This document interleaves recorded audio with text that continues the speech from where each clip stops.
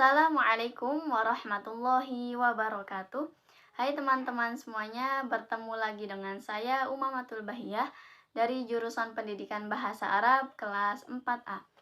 Pada kesempatan kali ini, saya ingin sedikit menjelaskan mengenai materi kedua dari mata kuliah Metodologi Pengajaran Bahasa Arab yang diampu oleh Bapak Hasan Saifullah dengan tema metode gramatika tarjamah atau dalam bahasa Arab yaitu Thoriqatul Qawaid wa Tarjamah.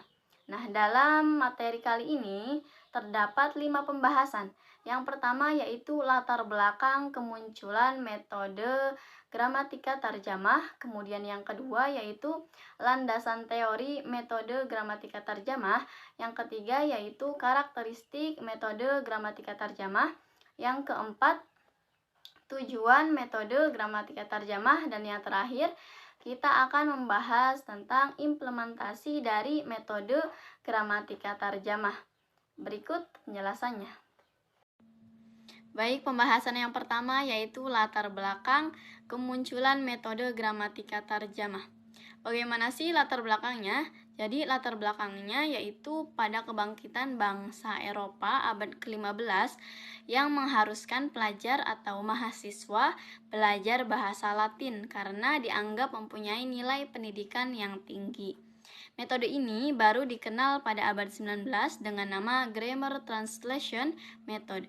Sejak berabad-abad lamanya, sedikit sekali metode pengajaran bahasa yang dilandasi teori belajar bahasa. Pada mulanya di dunia barat itu pengajaran bahasa asing di sekolah-sekolah disamakan dengan bahasa Yunani dan Latin, yaitu menggunakan metode klasik atau dalam bahasa Arab Thoriqatul Klasikiyah. Dalam bahasa Inggrisnya classical method, yang memfokuskan diri pada analisa gramatika, penghafalan kosakata, penerjemahan wacana, dan latihan menulis. Nah, pada abad ke-18 dan 19, metode klasik dianggap sebagai metode utama dalam mengajarkan bahasa asing. Kemudian berubah sebutan menjadi metode kaidah dan terjemah.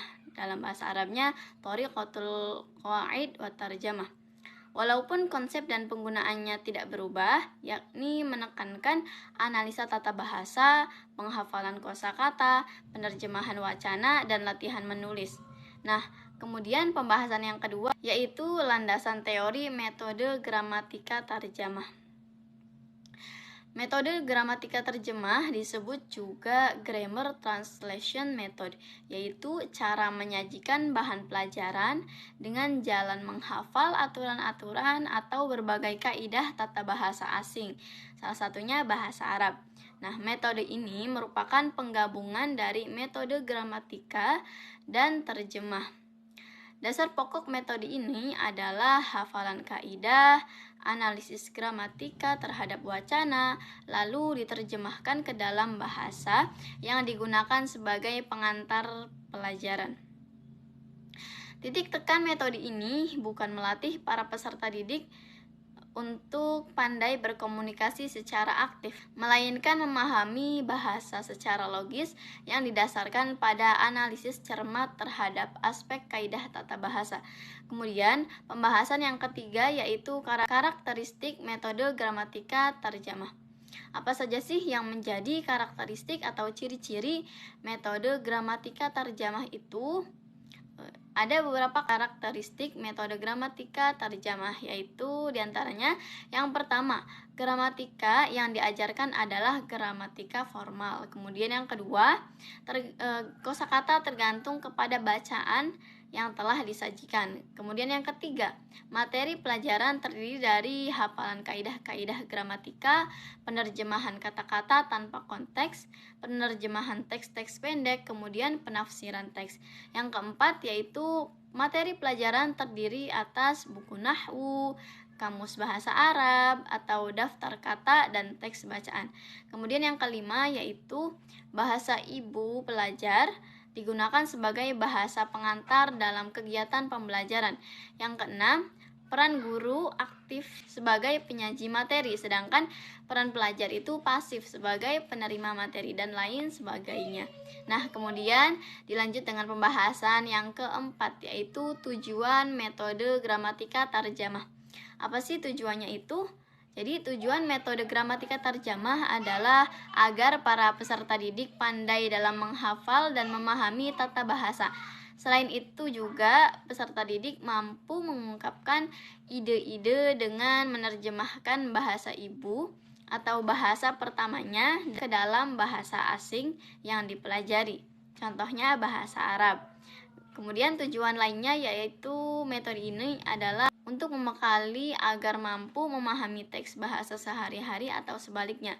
Nah, beralih ke pembahasan yang terakhir yaitu implementasi metode gramatika tarjamah.